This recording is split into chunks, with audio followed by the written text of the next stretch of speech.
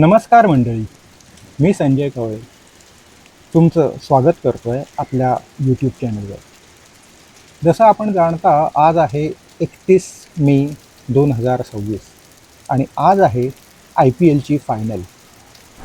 आज IPLची फायनल होणार आहे ती विराट कोहलीचा संघ जो RCB रॉयल चॅलेंजर्स बँगलोर आणि शुभमन गिलचा संघ गुजरात टायटन्स यांच्यामध्ये. हा IPLचा 19वा हंगाम आहे. IPL सर्वात पहिल्यांदा खेळला गेला तो 2008 साली. आत्तापर्यंत झालेल्या 18 हंगामांमध्ये IPLच्या स्पर्धांवर वर्चस्व गाजवणारे दोन संघ म्हणजे एक चेन्नई आणि दुसरा आपला मुंबई इंडियन्स. परंतु सध्या या दोन्हीही संघांचे जे प्रदर्शन आहे ते निदान 19व्या हंगामात त्यांच्या दर्जाला साजेसे झालेले नाही. त्यातही चेन्नईने काहीतरी आपला खेळ दाखवला, आपली चुणूक दाखवली. पण मुंबईचं म्हणाल तर मुंबई या हंगामात तळाहून दुसरी आली. म्हणजे एकूण 10 संघांमध्ये 8. मुंबईचा हा परफॉर्मन्स आहे तो खरंच दुःखदायक आहे. असो, तर मागच्या वर्षी म्हणजे मागच्या हंगामात 18व्या हंगामात जो विजेता संघ होता RCB, तो यंदाही फायनलमध्ये पोचला. साखळी सामन्यातही त्यांचं प्रदर्शन खूपच चांगलं होतं. साखळी सामन्यांमध्ये त्यांनी नंबर 1 पोझिशन कायम ठेवली होती आणि म्हणूनच त्यांना क्वालिफायर खेळण्याची संधी मिळाली होती. फर्स्ट क्वालिफायरमध्ये त्यांनी गुजरातला हरवलं होतं आणि डायरेक्ट फायनलमध्ये आपली जागा निश्चित केली होती. त्यानंतर एलिमिनेटर राऊंडमध्ये सामना झाला होता RR आणि SRH म्हणजे राजस्थान रॉयल्स आणि सनरायझर्स हैदराबाद. यामध्ये राजस्थान रॉयल्सनी सनरायझर्स हैदराबादवर मात केली होती आणि या विजेत्या RR संघाचा पुन्हा एलिमिनेटरमध्ये दुसऱ्या एलिमिनेटरमध्ये सामना झाला होता तो गुजरात टायटन्सबरोबर.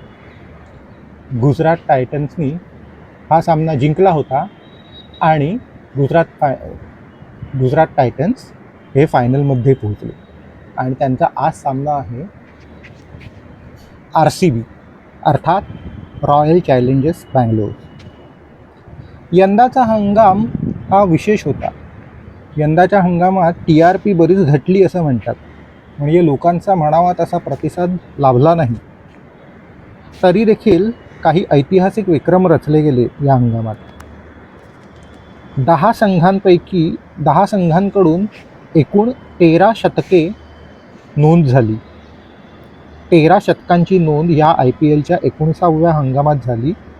हा एक विक्रमच होता. तर आजचा हा अंतिम सामना म्हणजे फायनल खेळला जाणार आहे अहमदाबादच्या नरेंद्र मोदी स्टेडियमवर.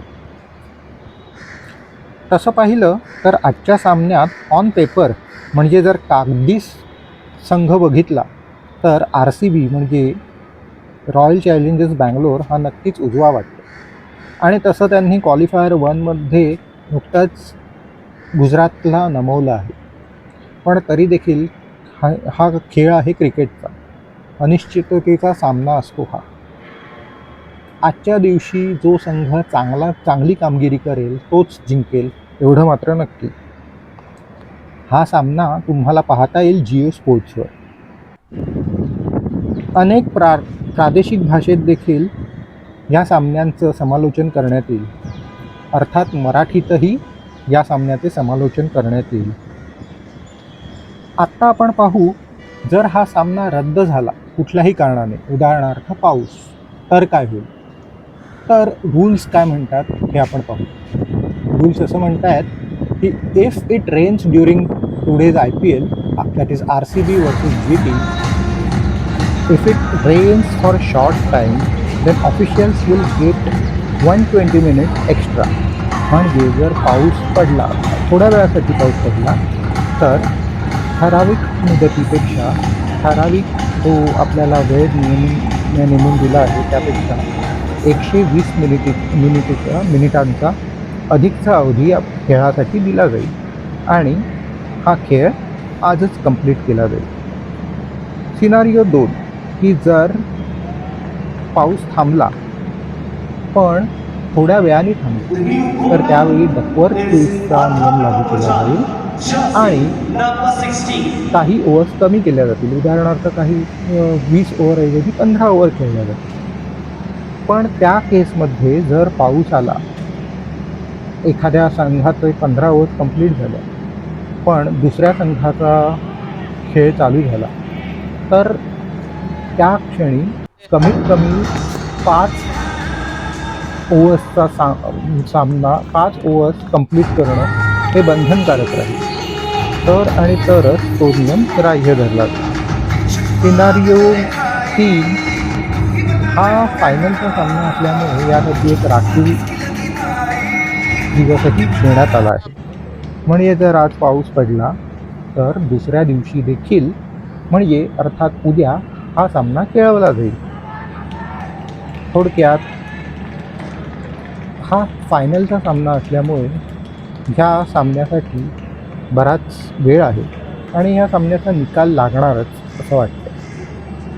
जर यदाकदाचित उद्याही पाऊस पडला किंवा उद्याही खेळ होऊ शकला नाही, तर मात्र हा सामना अबंडंट म्हणजे रद्द ठरवण्यात येईल. पण त्यावेळेला ही ट्रॉफी काही दोन्ही फायनलच्या संघांमध्ये विभागून दिली जाणार नाही.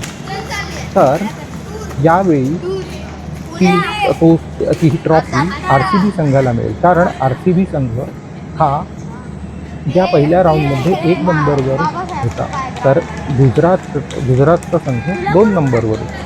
त्यामुळे तशा सिनारिओमध्ये RCB संघाला विजेते म्हणून घोषित करण्यात येईल. पण ह्या झाल्या जर तरच्या गोष्टी, कारण आत्ता सध्या मे महिना चालू आहे आणि पावसाची कुठलीही शक्यता दिसत नाही. निदान गुजरातमध्ये अहमदाबादमध्ये नरेंद्र मोदी स्टेडियमवर, जेथे हा सामना खेळवण्यात आला आहे. तर त्यामुळे दोस्तांनो, चला, हा सामना सुरू होत आहे 7:30 वाजता. 7:30 वाजल्यापासून या सामन्याचं थेट प्रक्षेपण दिसेल आपल्याला जिओ स्पोर्ट्सवर. तर मराठी समालोचन आवर्जून पहा. जय हिंद, जय महाराष्ट्र.